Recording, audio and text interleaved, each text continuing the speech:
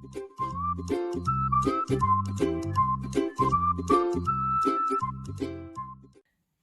it's me, Donna, back again. If you're new to my channel, welcome. If you're someone who's been here before, welcome to you. Thank you for coming back. Today, sorry, it's just, if you can hear loads of scrunching. Today, I just wanted to talk about a new car. That's not a new car. Second-hand car, but I wanted to talk about the story about when we bought our new car. But I'm sort of in the middle of doing another video about, you know, these foot peel ones. So I've just been trying to do my thumbnail, so this is my thumbnail idea so far. I've been going like that. Is that a good thumbnail? I don't know, and it doesn't help that I've got a plaster. My plaster looks black. It actually looks like it's gone black. You know why it has gone black? Maybe because I had my slippers on. Yeah, I think that's fluff from my slippers. Got fluff from my slippers on my toe, and I really should have took it off before I put this foot peel on, and I didn't. And I don't know what to do for a thumbnail. So my thumbnail is me shoving my face in the camera, which is obviously very nice. But anyway, what I wanted to talk about today, Liam doesn't mind me talking about this, I have asked him, is about when we had our new car. Second-hand new car. Hang on a sec. Sorry, it's like literally, as soon as I put on the camera, my nose starts running. You could just guarantee it. Anyway, so we were looking about, Liam was like one end and I was the other end looking at cars. He was actually looking at the cars, I was just looking at the prices. Looking around, everyone that I says, oh, that looks all right. Liam was like, no. And staying with him, he was going, that looks all right. And I was like, no, I don't like the look of it. Like, you know, sort of thing. So eventually, you know, when you're getting really pissed off and thinking, we've got to get a car because our car ain't going to make it home. We've got to come out of here with a car. God knows what it's going to be.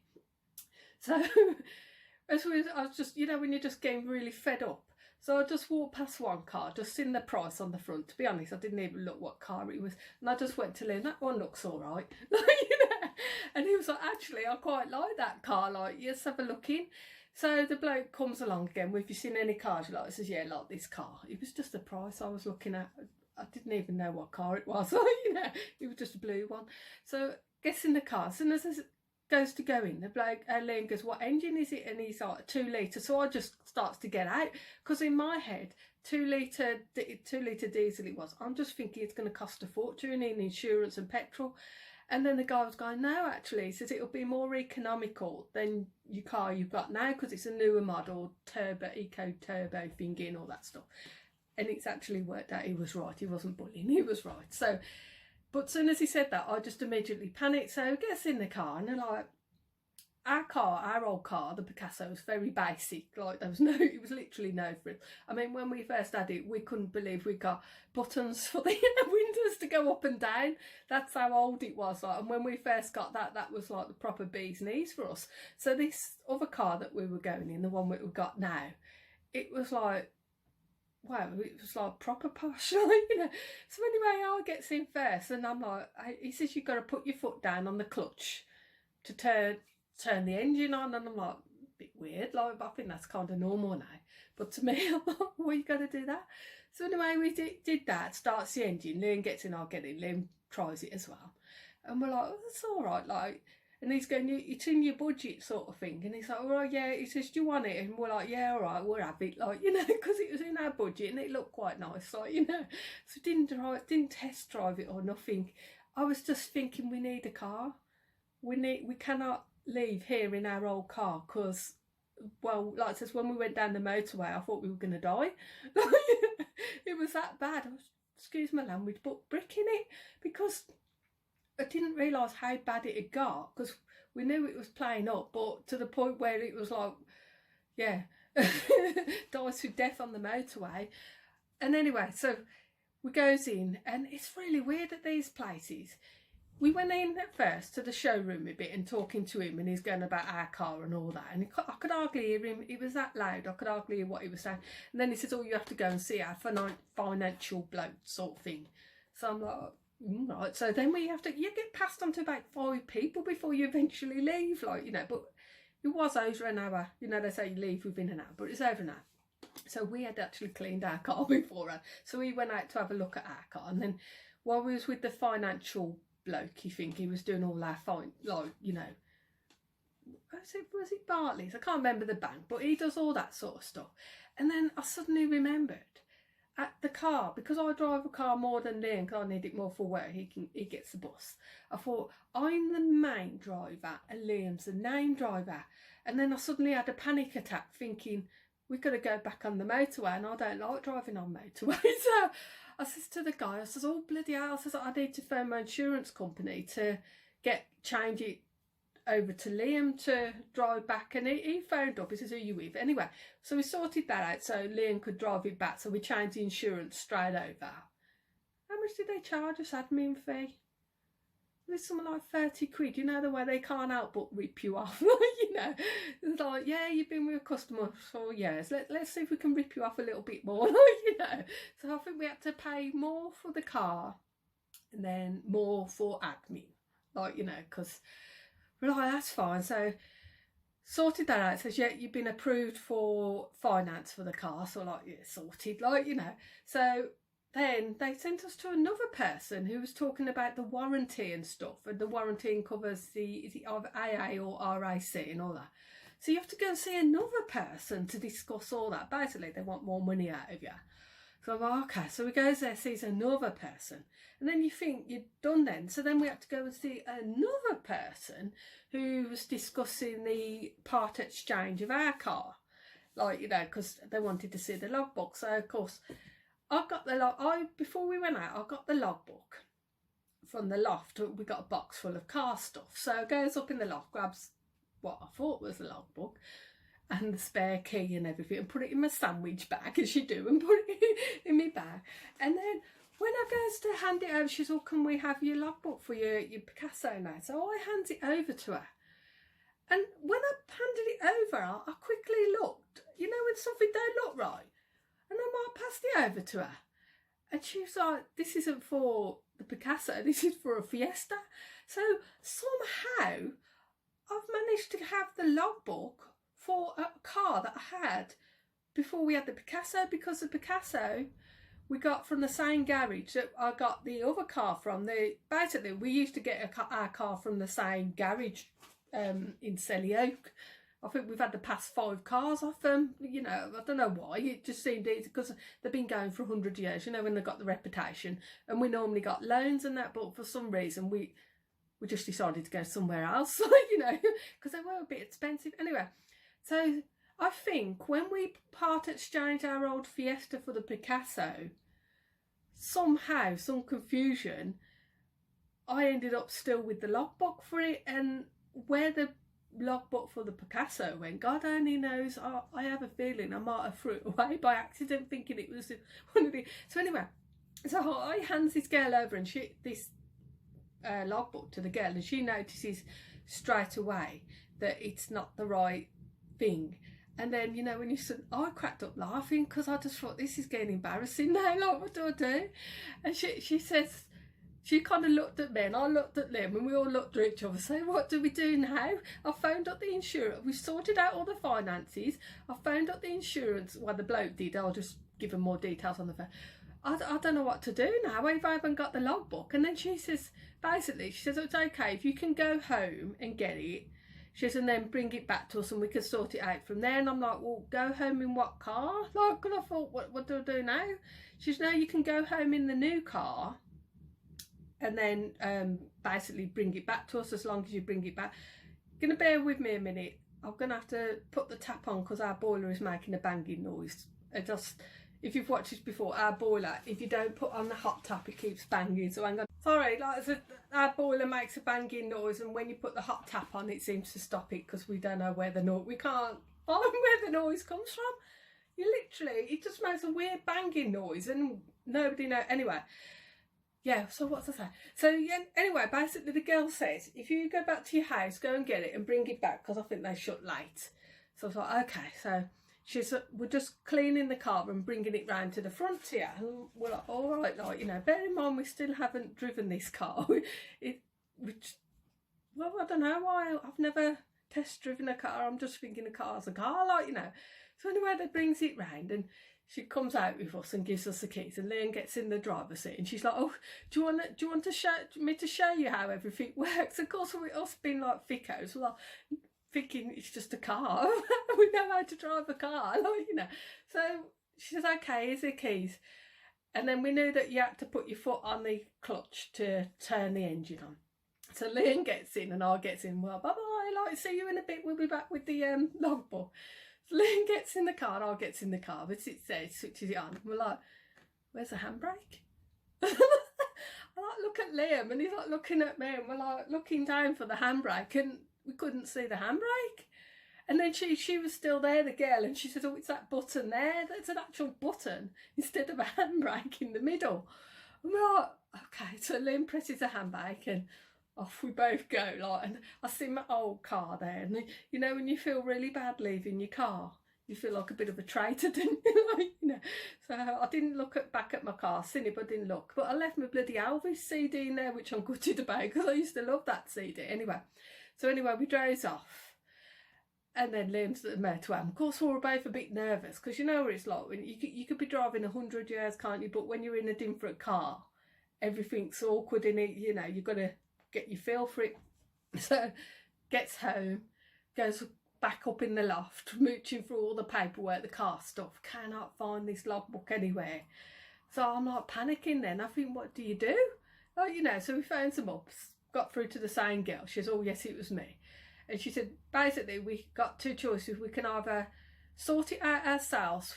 I forgot who she said, with, you know, the driving people. Or she says, "I can do it here." And I think it's a cost of £25.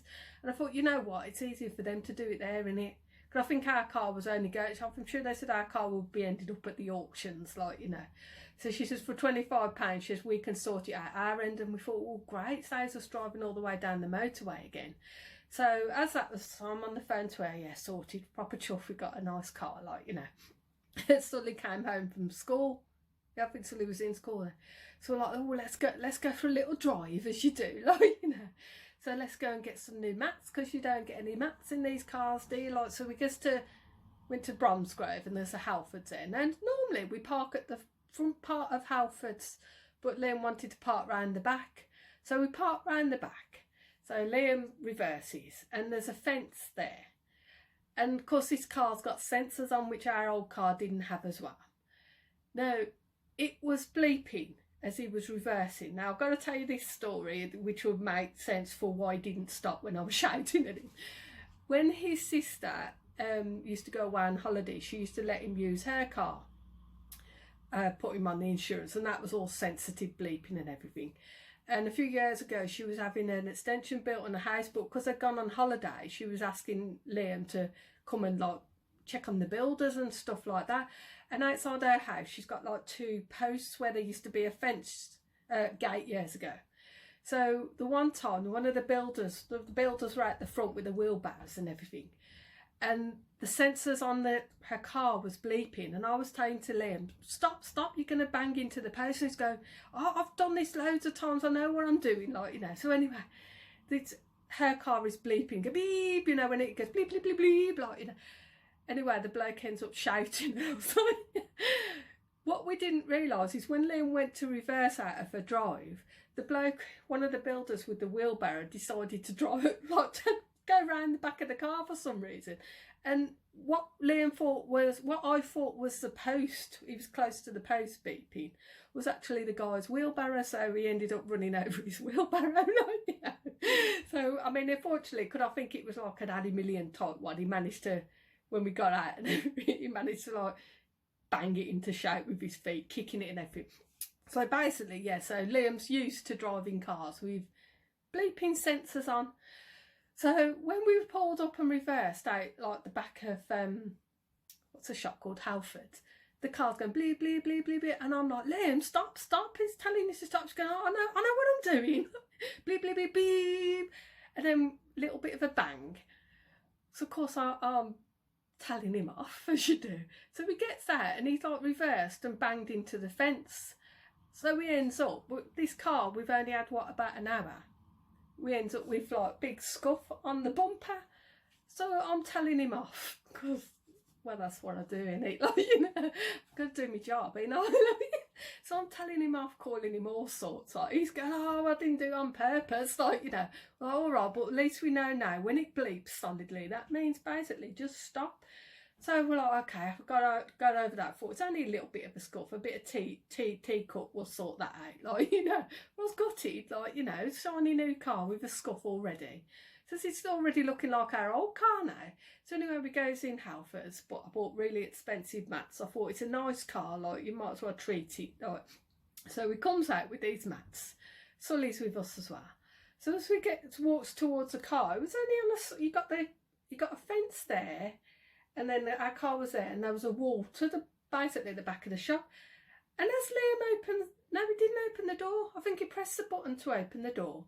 The car's rolling forwards, and I'm like, what the so I've got the mats, no, I had the mats in my hand, and I basically run towards the front of the car to try and stop it, like, because I thought it's going to go into the wall, we're going to have a matching dent in the front and the back. So I runs in front of the car and trying to stop it. Liam managed to open the car, and well, at the time we thought put the handbrake on, like, you know, and now of course I'm like losing it again, like, you know, what are you playing at? So you're trying to smash this car up with I can't believe it.